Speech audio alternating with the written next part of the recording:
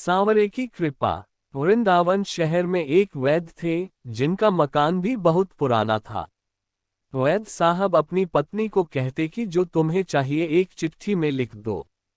दुकान पर आकर पहले वह चिट्ठी खोलते, सामान के भाव देखते, फिर कान्हा से दुआ करते कि सांवरे, मैं केवल तेरी इजाजत से तुझे छोड़कर यहाँ दुनिया में आ बैठा हूँ।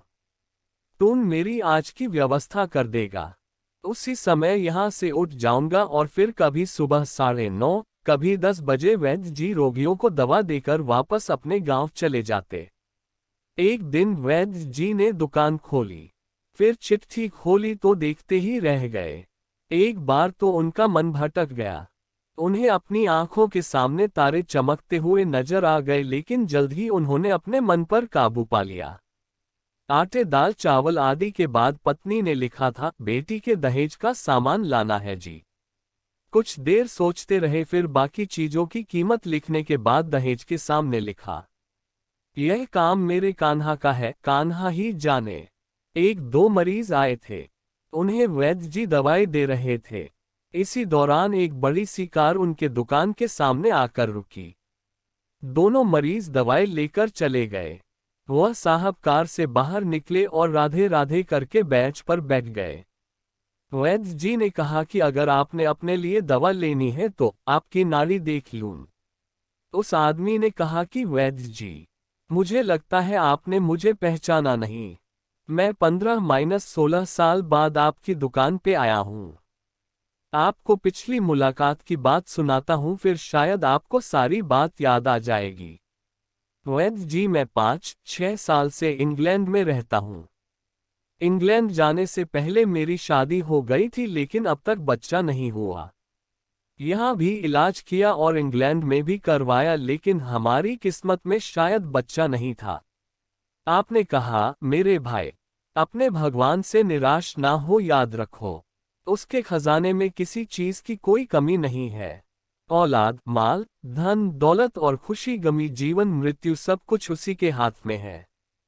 किसी वैद्य के हाथ में कुछ भी नहीं है।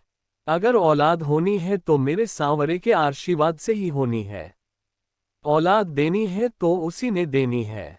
मुझे याद है आप बातें करते जा रहे थे और साथ साथ पुलियां भी बना रहे थे। फिर आपने मुझसे पूछा कि तुम्हारा नाम क्या है। मैंने बताया कि मेरा नाम सतीश है। आपने एक लिफाफे पर कान्हा और दूसरे पर राधे लिखा। फिर दवा लेने का तरीका बताया। लेकिन जब मैंने पूछा कितने पैसे, आपने कहा बस ठीक है। मैंने जोर डाला तो आपने कहा कि आज का खाता बंद हो गया है।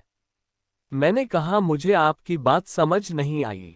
आपने बताया, भाई, आज के घर खर्च के लिए जितनी रकम वैद्य ने कान्हा जी से मांगी थी वह सांवरे ने इनको दे दी है।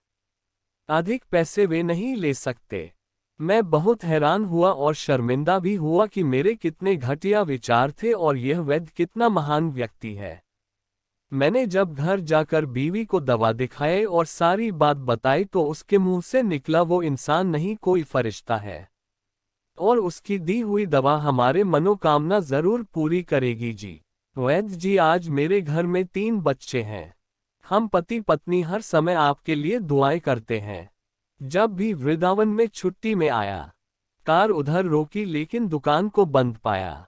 कल दोपहर भी आया था, दुकान बंद थी। एक आदमी पास ही खड़ा हुआ था। उसने कहा कि अगर आपको वैद्य जी से मिलना है तो सुबह 9 बजे अवश्य पहुंच जाए, वरना उनके मिलने की कोई गारंटी नहीं। इसलिए आज सवेरे सवेरे आपके पास आया हूं। वैद्य जी, हमारा सारा परिवार इंग्लैंड में बस चुका है। केवल एक विधवा बहन अपनी बेटी के साथ वृंदावन में रहती है। हमारी भांजी की शादी इस महीने की 21 तारीख को होनी थी। इस भांजी की शादी का सारा खर्च मैं अपने जिम्मा लिया था। 10 दिन पहले इसी कार में उसे मैं पानीपत अपने रिश्तेदारों के पास भेजा कि शादी के लिए जो चीज चाहे खरीद ले। उसे पानीपत जाते ही बुखार हो गया, लेकिन उसने किसी को नहीं बताया। बुखार की दवा खाती रही और बाजारों में फिरती रही। बाजार में फिरते फिरते अचानक बेहोश होकर गिरी। उसे अस्पताल ले गए। वह बेचारी इस दुनिया से चली गई। इसके मरते ही न जाने क्यों मुझे और मेरी पत्नी को आपकी बेटी का ख्याल आया। हमने और हमारे सभी परिवार ने फैसला किया है कि हम अपनी भांजी के सभी दहेज का साज सामान आपके यहाँ पहुँचा देंगे। शादी जल्दी है तो इंतजाम खुद करेंगे और अगर अभी कुछ देर है तो सभी खर्चों के लिए पैसा आपको नकदी पहुंचा देंगे। आप कृपा करके मना मत करना। अपना घर दिखा दे ताकि सारा सामान वहां पहुंचाया जा सके। वैद्य जी हैरान परेशान हुए बोले, सतीश जी आप जो कुछ कह रहे हैं मुझे समझ नहीं आ रहा, मेरा इतना मन नहीं है। मैं तो आज सुबह जब पत्नी के हाथ की लिखी हुई चिट्ठी यहाँ आकर खोलकर देखा तो मिर्च मसाला के बाद जब मैंने ये शब्द पढ़े, बेटी के दहेज का सामान, तो तुम्हें पता है मैं क्या लिखा? आप खुद यह चिट्ठी जरा देखें। सतीश जी यह देखकर हैरान रह गए कि बेटी के दहेज के सामने लिखा हुआ था, यह काम कान्हा का है, कान्हा ही जाने। सतीश जी यकीन करो आज तक कभी ऐसा नहीं हुआ था कि पत्नी ने चिट्ठी पर बात लिखी हो और मेरे सांवरे ने उसका उसी दिन व्यवस्था न कर दी हो। आपकी भांजी की मौत का मुझे सदमा है, अफसोस है, लेकिन मैं सांवरे की कुदरत से हैरान हूं कि वे कैसे अपने काम दिखाता है। वैद्य जी ने कहा, जब से होश संभाला है मैंने बस एक ही पाठ पढ़ा है। शुक्र है मेरे सांवरे, तेरा शुक्र है।